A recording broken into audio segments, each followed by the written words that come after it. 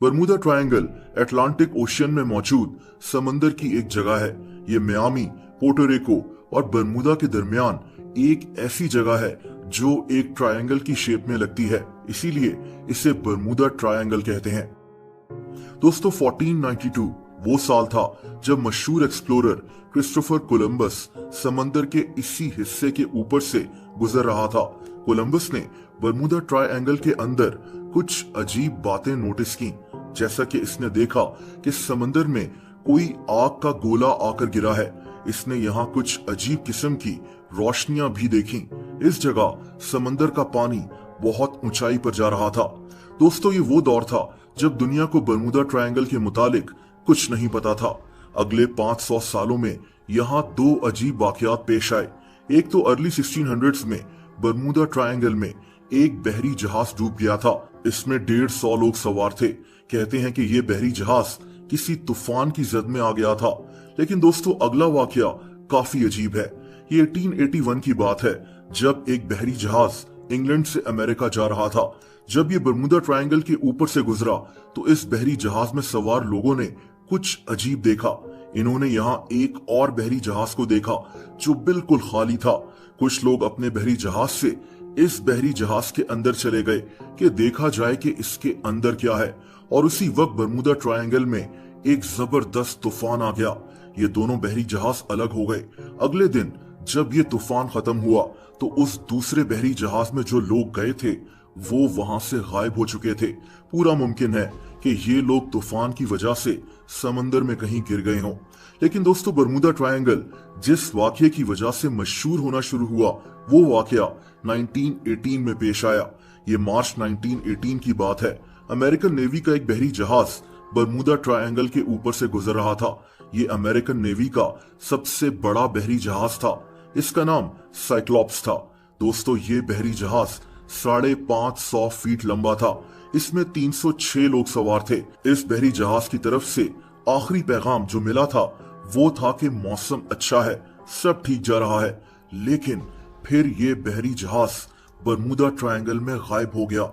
ये ऐसा गायब हुआ कि इसका कुछ अता पता नहीं मिल सका। ना तो इस बहरी जहाज की तरफ से मदद की कोई SOS कॉल आई और ना ही इसका मलबा कभी मिल सका। ये ऐसे था जैसे बरमूदा ट्रायंगल में छुपे किसी मॉन्स्टर ने इस बहरी जहाज को खा लिया हो। दोस्तों 1941 में बरमूदा ट्रायंगल में दो और बहरी जहाज गायब हो गए। इनमें से एक का नाम USS प्रोटियस था। इस बहरी जहाज में 58 लोग सवार थे।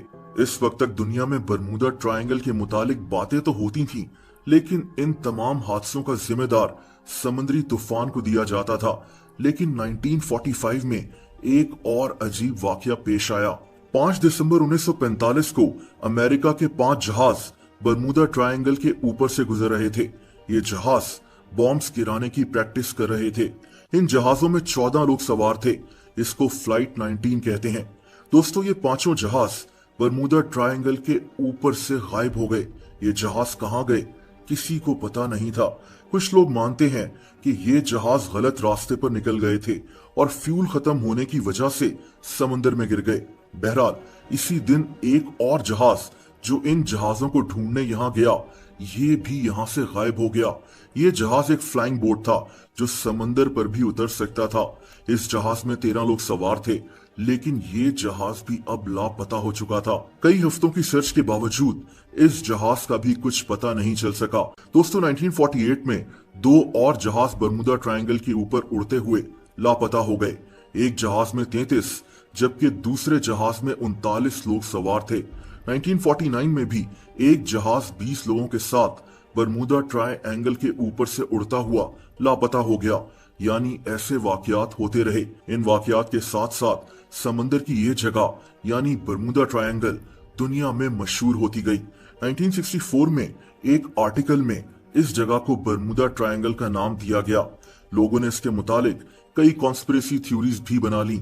एलियन से लेकर कोई ऐसा समुद्री मॉन्स्टर जो बहरी और हवाई जहाजों को पकड़ लेता है। बरमूदा ट्रायंगल के मुतालिक हर तरह की बात की गई, लेकिन क्या इन सब बातों का हकीकत से कोई ताल्लुक था? दोस्तों वीडियो के दूसरे हिस्से में अब बात करते हैं कि बरमूडा ट्रायंगल में दरअसल क्या हो सकता है। अब मैंने पहले आपको अपनी वीडियो में बताया था कि इसकी एक वजह जो हो सकती है वो समंदर के इस हिस्से में मौजूद मीथेन गैस है। बहुत से साइंटिस्ट का मानना है कि इस गैस के लीक होने की वजह से समंदर में धमाके होते हैं और ये धमाके बहरी जहाजों को अपने अंदर खींच लेते हैं, या फिर मीथेन गैस की वजह से समंदर में बबल्स बनना शुरू हो जाते हैं और इन्हीं बबल्स के प्रेशर की वजह से बहरी जहाज समंदर में डूब जाते हैं।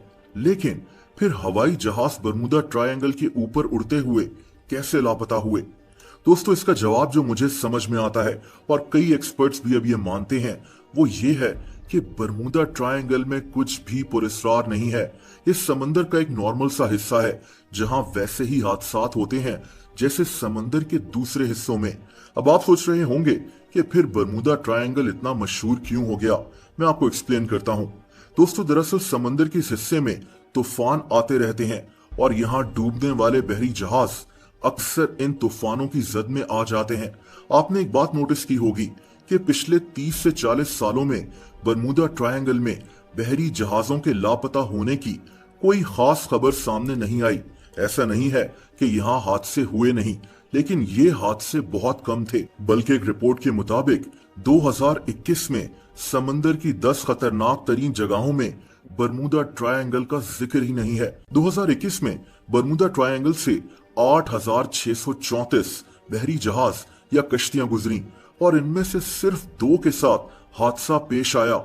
समंदर का यह हिस्सा अब इतना खतरनाक क्यों नहीं है? दोस्तों ये जरूर है कि बरमूडा ट्रायंगल में समुद्री तूफान की वजह से पहले बहरी जहाज डूब जाते थे, लेकिन वक्त के साथ साथ बहरी जहाजों की क्वालिटी भी बेहतर होती गई और अब बहरी जहाज ऐसे तूफान बर्दाश्त करने की सलाहियत रखते हैं।